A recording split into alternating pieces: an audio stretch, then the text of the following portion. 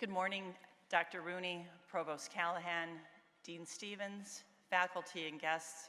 And I would take a moment to thank my parents who are here for their love, support, and sacrifice, and from whom I inherited my love of reading and learning.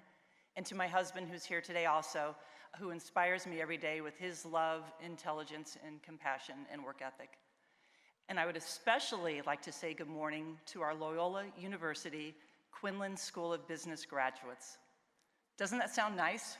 Loyola University Quinlan School of Business graduate. Let that roll through your mind for a moment and savor it, and just remember how hard you worked to get here today. I'm so proud to be here with you at what's the beginning of a world of wonderful opportunities. And before I start any project like preparing these remarks, I try to go to the core of what it is I'm trying to communicate. So like anything today, you start by Googling, right? So I Googled, what does it mean to be a Jesuit?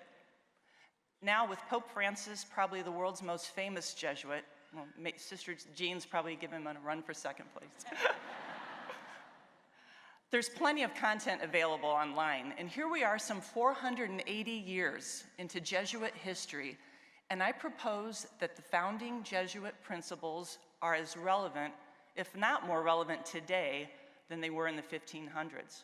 And they are to promote social justice, foster dialogue between cultures and religions, and serve wherever the need is the greatest. We have a very important mission to uphold.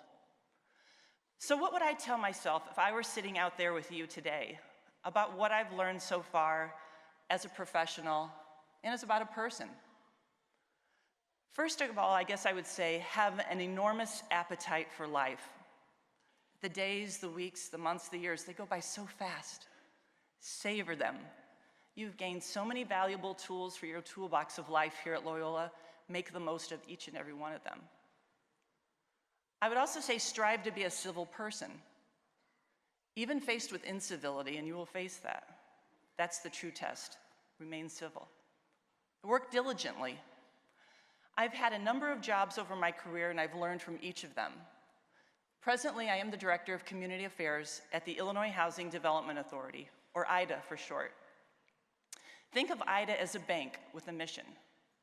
I like to say we engage in the business of compassionate capitalism. Professor Tassos Maliaris instilled in me an appreciation for the impact and importance of monetary policy and asset pricing. And in my field, the impact on interest rates on the mortgage market and investments is very important to understand. And at Loyola, I also developed an interest in macroeconomics, particularly how various economic factors impact people's lives and their communities. Why is this important to me? Because I see great disparities in communities around us and a need for much work to be done. And driven largely by Professor Marianne McGrath, I developed an appreciation for how important the variable marketing plays in the business equation. To understand the importance of communicating one's objective and understanding consumer behavior has been critical to any success I've achieved.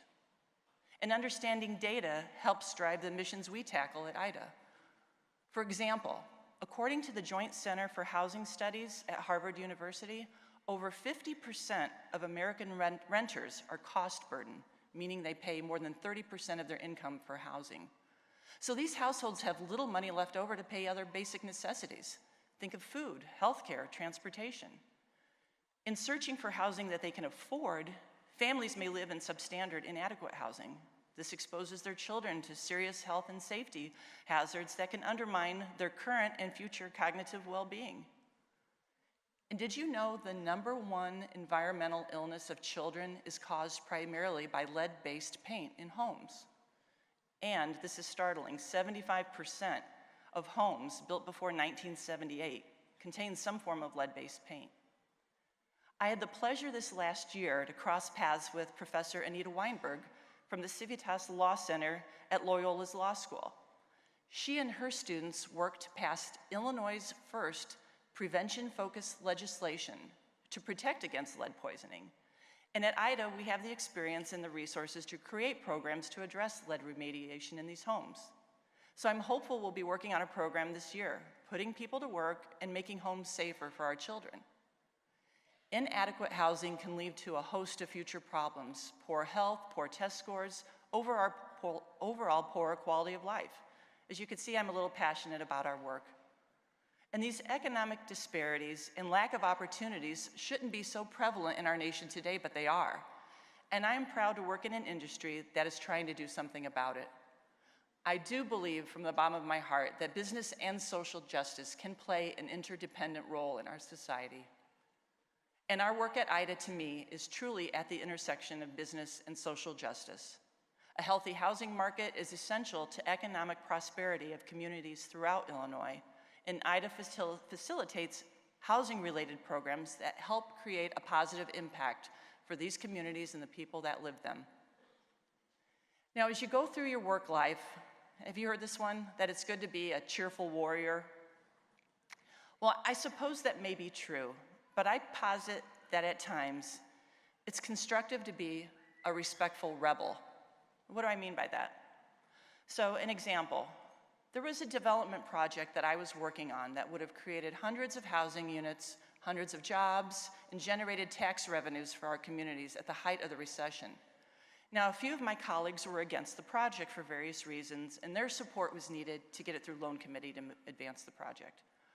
So as I was trying to decide whether just to let it die or to persevere, I decided to consult with one of my mentors, an older gentleman who I've called upon over the years, and flash forward and consult with them and their words of support. I persevered. The development was closed, and I was gratified that we were able to put multiple sources of financing together, over $150 million, repurpose a vacant and dangerous building, and create a troubled asset into a community asset. So the moral of the story is, don't be afraid to raise your voice if you think your position is just. Just make sure to do your homework first. There's going to be trying times, but persevere and keep a good attitude. Be confident. Maintain your humility and your decency. And seek out mentors at each stage of your life. Have a mentor and be a mentor.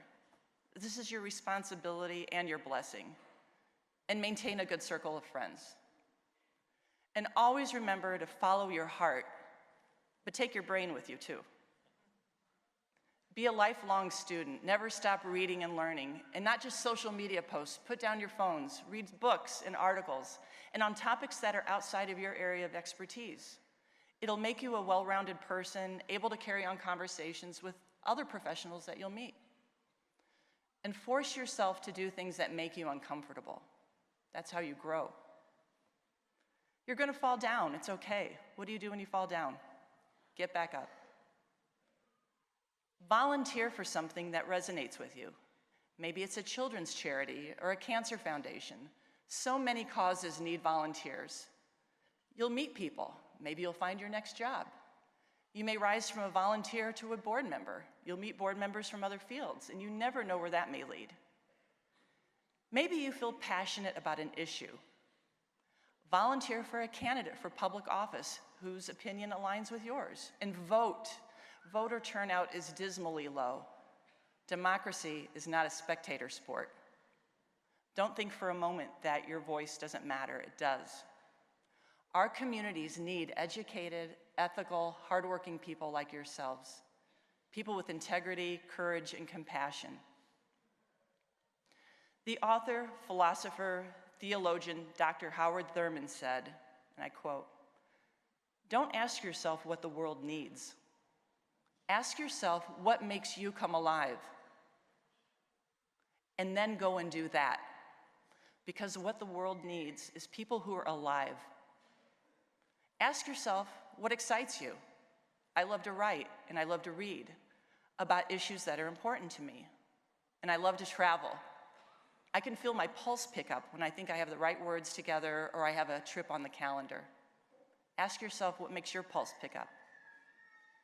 And I suppose I'll end with this quote from arguably one of the greatest writers of all times, William Shakespeare, who said, "And this above all, to thine own self be true. When you look in the mirror, always respect the person looking back at you. And have fun. Congratulations, Loyola University Quinlan Business School of Graduates.